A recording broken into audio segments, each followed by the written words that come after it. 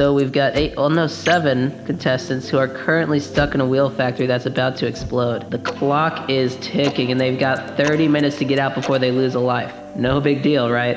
I'm sure they'll figure it out. Well, first it looks like Masrock and Brizzle are in a bit of a pickle. They're going through the drawers trying to find something to help them escape, but it looks like Brizzle has some quick reflexes as they snag an extendable ladder from the drawer using their Luigi clone. I'm guessing they're planning to use it to climb out that window. Masrock, on the other hand, is a little slower to the draw and doesn't manage to get the ladder. Oh, they do get an explosive though. Looks like they plan to rig that door with it and try to catch one of the other contestants off guard. Interesting strategy. Alright, let's see what Angel's doing. They grab an explosive from the shelf and try to rig it to the door. Then they grab a wheel off the ground and try to break a window with it. They want to try to escape through it, but they need someone to get up there. While over in the corner, we've got Chicken trying to lift the heavy garage door with a tiny little stick. Of course, it breaks in two, and Chicken gives up in frustration. Hey, don't give up yet, Chicken. There's still a chance you can make it out alive. Or at least find a sturdier stick.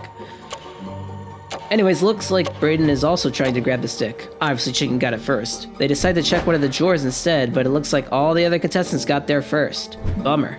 Oh, Angel found something to climb up on. They're climbing up the shelf to break the window with their wheel. Uh-oh. Brayden, in a fit of frustration, pushes the shelf over and sends Angel tumbling back onto the ground. Ouch. I'm sure Angel isn't happy about that.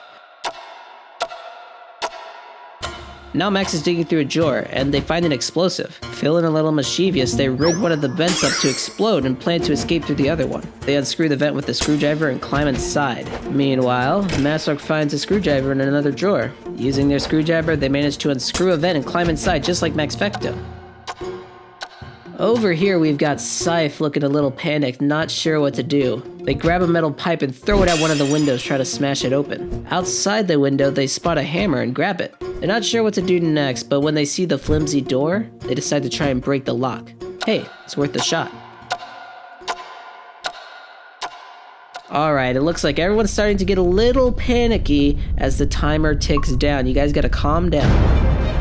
All the contestants are trying to find a way out, and it looks like Brizzle has a use for their ladder. They set it up by the window for the betas to use. But Brizzle's not just relying on the ladder. They check out all the other drawers and find a book.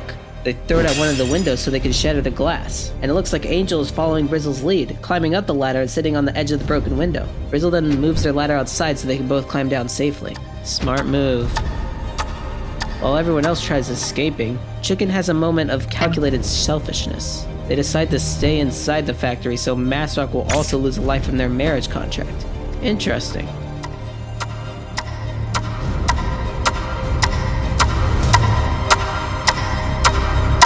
Oh, the timer hit 0 and boom! Factory's a ball of flames.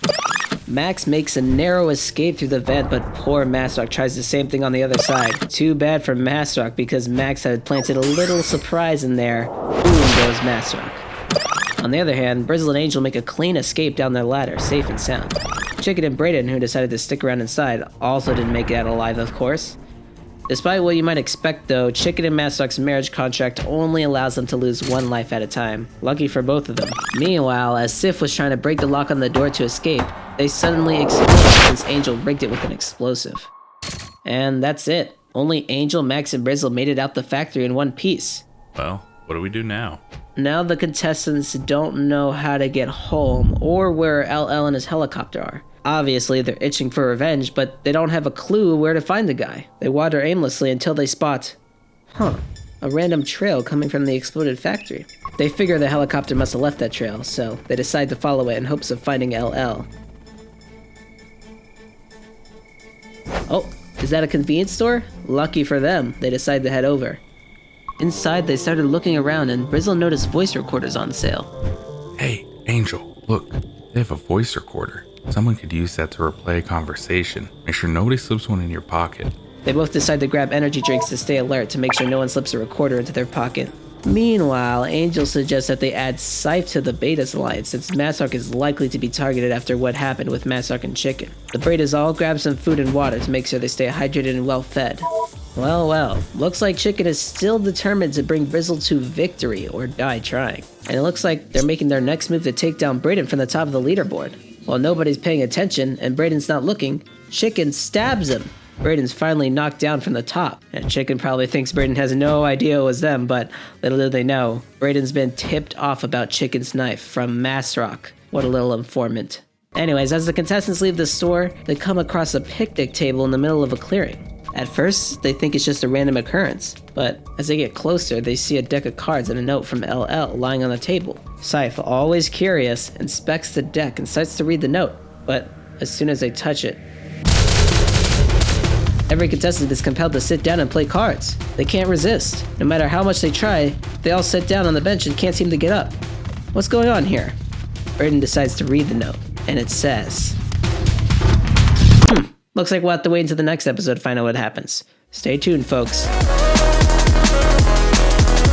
Thanks Brizzle, Max Fecto, The Mighty Chicken, and Sounds Awesome Bozo for supporting my channel by hitting that join button. And thanks to the voice actors. Bye!